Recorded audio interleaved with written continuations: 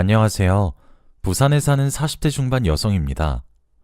요새 사회가 불안정해서 그런지 주식을 해야 한다, 부동산에 투기해야 한다, 이런저런 말이 많습니다. 저는 이 나이 먹고도 경제를 잘 몰라서 그런지 여전히 남의 나라 얘기 같지만요. 저는 다른 건 다 필요 없고 오로지 건강이 최고라고 말하고 싶네요. 아무리 돈이 많아도 금방 죽을 목숨이면 그게 다 무슨 소용이겠어요? 돈이 많으면 좋긴 하겠지만 1년 전 저희 가족이 겪고 난 어떤 사건 때문에 돈 욕심이 얼마나 무서운 건지 알게 되었습니다. 참, 돈이 뭐라고 가족까지 속이고 범죄도 일으키고 그러는 걸까요? 돈 욕심으로 생긴 감히 믿기 어려운 이야기가 있어 이렇게 사연을 보내봅니다. 저는 남편과의 사이에 딸들을 얻었습니다. 정말 눈에 넣어도 아프지 않을 만큼 예쁘고 착한 아이들이에요. 남편과는 결혼한 지 벌써 20년이 다 되어 갑니다. 평범하게 만나 결혼했습니다. 남편에겐 남동생이 하나 있어요. 남자 형제만 있는 집이다 보니 아무래도 시댁은 좀 보수적인 편이에요. 제가 딸들 낳으면서도 얼마나 눈칫밥을 먹었는지 모르겠어요. 매년 잘 알지도 못하는 조상한테 제사는 기본에 같은 상에서 밥도 못 먹고 어렸을 때 딸들이 어려서 조금 띄워놓은 거 가지고 어떻게 나왔길래 계집애들이 조신하지 못하게 말소리며 발소리가 문턱을 넘냐고 시아버지로부터 잔뜩 꼬중도 듣고 그랬어요. 시아버님은 뭐만 하면 여자애가 계집애가 이런 소리를 입에 달고 사시는 분이셨어요. 보통 시댁은 시어머님이 더 극성인 경우가 많던데 저희 시어머님은 제가 남편이랑 결혼하고 얼마 안 있어 지병으로 일찍 돌아가셨습니다. 돌아가시기 전에도 성격이 온화하신 편이셔서 같은 여자라고 오히려 더 잘 챙겨주시곤 했는데 돌아가시고 나서부터는 시아버님 뿐이시기 때문에 가부장적인 분위기가 더 심해졌죠. 저희 딸들도 어렸을 때부터 자기 할아버지가 워낙 화도 많고 꾸중도 많이 하니까 무서워했는데 조금 크고 나서는 어차피 자기들은 여자애라 할아버지가 싫어한다고 그래서 자기들도 할아버지 집 가기 싫고 차별 안 하는 외할머니 외할아버지가 더 좋다고 당당하게 말하더군요. 워낙 어렸을 때부터 시아버님이 저희 딸들한테 심하게 대하셔서 아이들이 할아버지를 싫어하게 되는 건 어쩔 수 없겠다 싶었습니다. 그래도 전 이해했어요. 시어머님도 돌아가시고 더 외로워지시다 보니 성격이 괴팍하게 변하게 되신 걸지도 모르겠다 생각하려고 노력했죠. 그래서 혼자 사시는 시아버님을 챙기러 제가 자주 시댁에 찾아뵙곤 했어요. 시아버님도 막 건강하시고 그런 게 아니셔서 식사 수발이며 빨래며 청소며 제가 매일같이 찾아가서 도맡아 했습니다. 벌써 그렇게 지낸 세월만 얼마인지 감회가 새롭네요. 남편의 남동생인 도련님은 남편이랑 나이 차이가 좀 많이 납니다. 10살 정도요. 그동안 이렇다 할 직장도 오래 못 다니고 그 나이에 1년도 못 채우고 퇴사했다 재취업했다 하길 반복해서 남편도 걱정이 이만저만이 아니었어요. 이미 홍기도 가득 찼는데 결혼도 아직이라 시아버님 말버릇처럼 저놈 결혼하는 건 보고 죽어야 하는데 하셨죠. 전에 남편이 말하기로는 아무래도 늦둥이로 태어난 데다 또 남자애라 태어났을 때부터 시아버님이 도련님을 엄청 감싸고 두시면서 키우셨다는데 그러다 보니까 철없이 자랐다고 하더군요. 학교 다닐 때도 이런저런 사고를 쳐서 시어머님이 학교로 불러가 사과도 여러 번 하시고 집에서도 형인 자기나 시어머님한테 예의 없이 굴어도 시아버님이 웬만해서는 다 눈 감아주셨다고요. 그러다 보니 도련님이 왜 저렇게 내일 없이 사시는지 알만 하더라고요. 일정한 수입도 없으니 아버님이 가지고 계신 시내 상가 건물들 세를 조금 떼어서 도련님께 용돈 형식으로 주고 있었습니다. 저랑 남편은 결혼할 때도 그렇고 지금도 그렇고 딱히 시댁에서 지원받은 것도 없고 처음 신혼 때 살던 집도 친정에서 지원해 주셨던 게 달아 조금 서운하긴 했어요. 그래도 시아버님이 좋아서 그러겠다는데 이걸 말하기에도 쪼잔해 보이고 남편도 그냥 이제 별 생각 없다고 해서 그러려니 살아왔습니다. 저희도 이제 저희 힘으로 먹고 살기에 그렇게 빠듯하지 않았거든요. 어느 날 또 제사 때문에 도련님과 저희 집 식구들이 시아버님 댁에 모였습니다. 도련님이 결혼을 안 하셨으니 집안의 여자라고는 저랑 저희 딸들밖에 없어서 셋이서 제사 음식을 도맡아 했죠.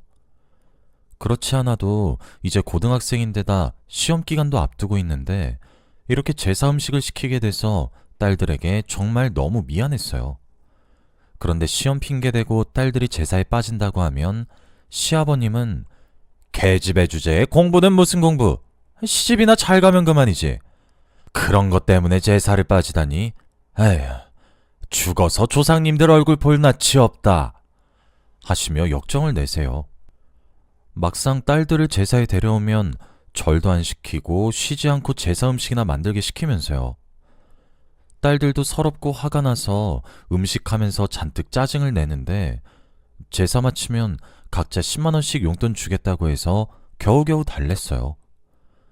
그렇게 제사를 마무리하고 부엌에 앉아 딸들이랑 밥을 먹는데 남자들이 모여 밥 먹는 거실에서 도련님이 화내며 고함치는 소리가 새어나오는 겁니다.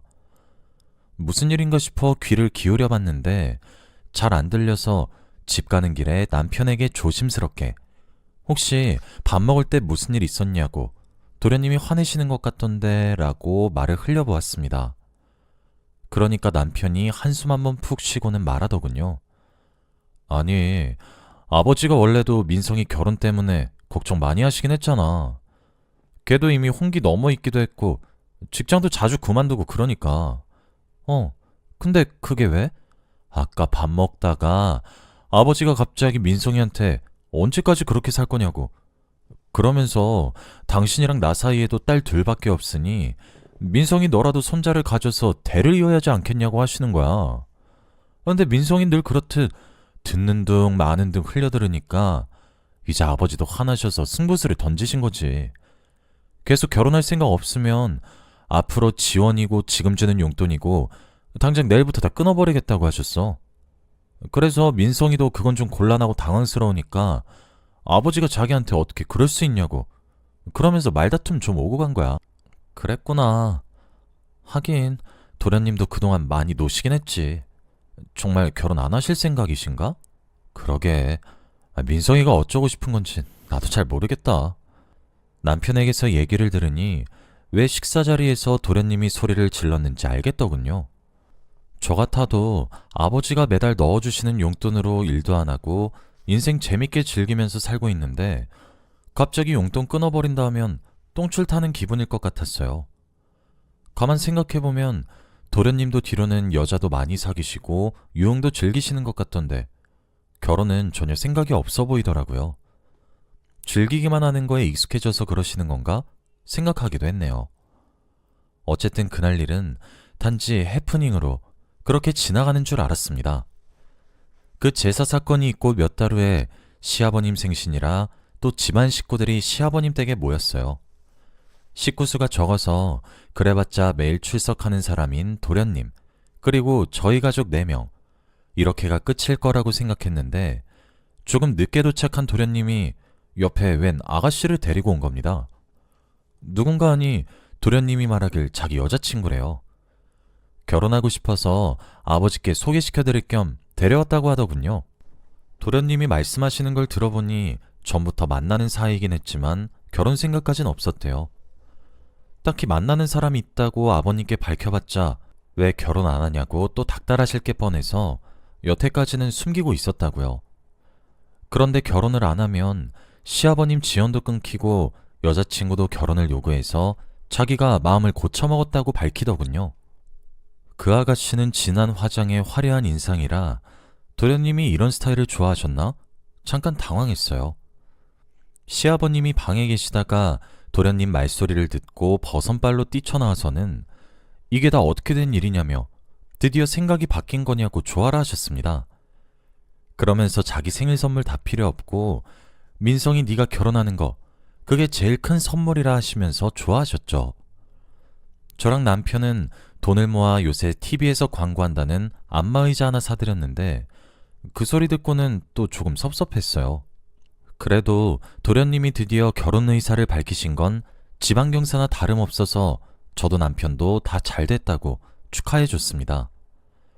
모든 관심은 도련님이 데려온 그 아가씨에게 쏠렸죠. 옷차림이며 화장이며 너무 화려해서 대체 뭐 하는 사람인가 싶었는데, 아니 글쎄, 도련님처럼 딱히 하는 일도 없고 아르바이트 좀 하다가 지금은 그냥 쉬고 있대요. 무직인 사람 둘이서 대체 돈이 어디서 나고 앞으로 어떻게 살려고 결혼하겠다는 건지 어이가 없어서 말도 못하고 있었는데, 시아버님은 아무렇지도 않다는 듯이 그럼 아이를 가진 후에도 계속 일할 생각은 없는 거냐고 반문하시더군요. 그 아가씨가 그렇다고 대답하니까 시아버님은 오히려 더 좋아하시면서 잘 됐다고, 손자 낳으면 잘 돌보기만 하면 그저 좋다고 하시더군요. 시아버님이 저렇게 대놓고 좋아하시는 걸 보니 그냥 도련님이 드디어 결혼하시고 자기는 손자를 볼 수도 있을 거란 생각에 결혼 비용이며 이후에 지원까지 해줄 기세 같았죠. 돈 문제도 해결됐겠다, 아버님이 반대도 안 하시겠다. 두 사람은 속전속결로 결혼했습니다. 동서가 어찌나 까다롭고 사치를 좋아하던지 집안의 여자가 저뿐이라 저도 도련님의 결혼 준비를 나름 거들었는데, 결혼식장이며 드레스며 다 초호화로 하려고 아주 작정을 한 것 같았어요. 덕분에 도련님 결혼 사진만 보면 재벌이 부럽지 않아 보였죠. 얼마 안 있어 두 사람은 임신 소식까지 전했습니다. 당연히 시아버님이 제일 좋아하셨어요. 무조건 아들이어야 한다면서 비싼 한우며 과일이며 다 동서한테 보내고 그걸로도 모자라서 한의원에 가서 아들 낳게 한다는 영약까지 지어주더군요. 네, 저도 저거 먹은 적 있어요. 딸들 임신했을 때 각각 2번이나요. 제가 저걸 먹고도 딸을 낳은 걸 보면 아무래도 사기 같은데 시아버님한텐 그런 건 소용없었나 봅니다. 동서도 딸을 낳게 되면 예전 저처럼 구박당할까 싶어 걱정을 좀 했는데, 이번엔 그 영약이 효과가 있었는지 어쨌는지 동서는 정말 아들을 낳았습니다. 그것도 쌍둥이로요. 갑자기 손자가 둘이나 생긴 아버님은 눈물까지 비치시면서 동서랑 도련님더러 너희들이 우리 집안 살렸다. 얘들이 앞으로 우리 집안 기둥이나 다름없다며 기둥이 둘이나 있으니 아주 든든하다고 하시더군요. 그리고 시아버님이 충격적인 선언도 하시더군요. 아니, 손자 낳아준 동서에게 고맙다고 나중에 가지고 있는 상가 건물 중 제일 비싼 건물 2채를 증여해주겠다고 하시는 겁니다. 그 말씀에 저도 남편도 깜짝 놀랐고 도련님과 동서만 세상 누구보다 신나게 웃으면서 감사하다고 시아버님께 인사하더군요. 그동안 남편과 저희 가족은 계속 찬밥 신세여도 참았는데 그날 처음 너무 서러워서 어떻게 이럴 수가 있나 생각했습니다. 물론 유산을 바랬던 건 아니에요. 저도 남편도 둘 다 괜찮은 직업에 종사하고 있어서 내 식구 먹고 사는데 문제 없습니다. 하지만 아무리 그래도 그동안 계속 빌부터 살아오고 속썩이던 도련님이 자기한테 손자 안겨줬다고 상가 건물을 떡하니 증여하신다뇨? 그리고 결혼한 이후로 시아버님 생활 봐주고 돌봐드린 건 전부 전데 그런 건 하나도 소용없는 건가? 다 헛고생이었나? 하는 생각에 씁쓸했어요. 그렇다고 이런 제 생각을 고지고대로 시아버님께 가서 말해봤자 시아버님에게는 씨알도 안 먹힐 걸 너무 잘 알아서 가만히 있었습니다. 시간이 지나니까 진정이 되더군요. 남편도 그냥 저희들 게 아니었나 보다 하고 넘기자고 저를 위로해줬습니다. 저도 동의했고요. 마음을 비우니 편안해지더군요. 나름 2번이나 임신해본 선배로서 몸이 약해 일주일 가까이 입원 중인 동서를 찾아가 도와주고 그랬습니다. 하루는 화장실에서 손을 씻고 병실로 돌아가려는데 조금 열린 병실 문틈 사이로 동서가 소름 끼칠 정도로 깔깔 웃는 소리가 들려오더군요. 뭔가 꺼림칙한 기분이 들어 문 옆에 몸을 숨기고 가만히 있었습니다. 동서는 누군가 통화 중인 것 같았어요. 아, 그래. 그 등신 같은 영감탱. 내가 낳은 애가 지 손주 아닌 거 알아보지도 못하면서 민성 씨를 쏙 빼닮았네 어쩌네 하는데 나 진짜 웃음 참기 힘들었다니까? 야, 아들 낳았다고 나한테 건물도 주겠대. 진짜 돈 벌기 쉽다 쉬워. 언제쯤 주려나? 설마 상속은 아니겠지? 그럼 그 영감탱 죽을 때까지 기다려야 하잖아. 동서의 입에서 나오는 상스러운 말들이 다 뭔가 싶어 넋을 놓고 있다가 퍼뜩 정신을 차리고 녹음을 했습니다. 이게 다 무슨 소린가요? 동서가 낳은 아이가 도련님의 아이가 아니라뇨? 그럼 동서가 바람이라도 폈다는 건가요?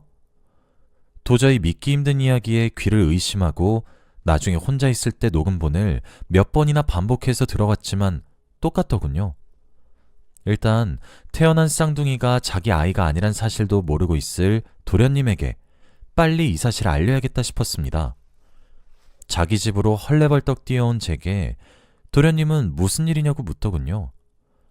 제가 숨을 고르고 난 후에 진정을 하고 오늘 동서가 병실에서 통화하며 말했던 소리를 전해주니 당연히 놀라거나 분노할 줄 알았던 도련님의 반응은 의외로 평온한 게 아니겠습니까?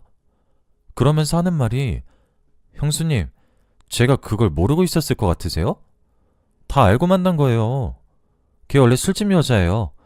내가 다니던 술집에서 자주 만난 애고 나도 책임 안 지고 즐기기만 하면서 살려고 정관수술한 지 오래예요.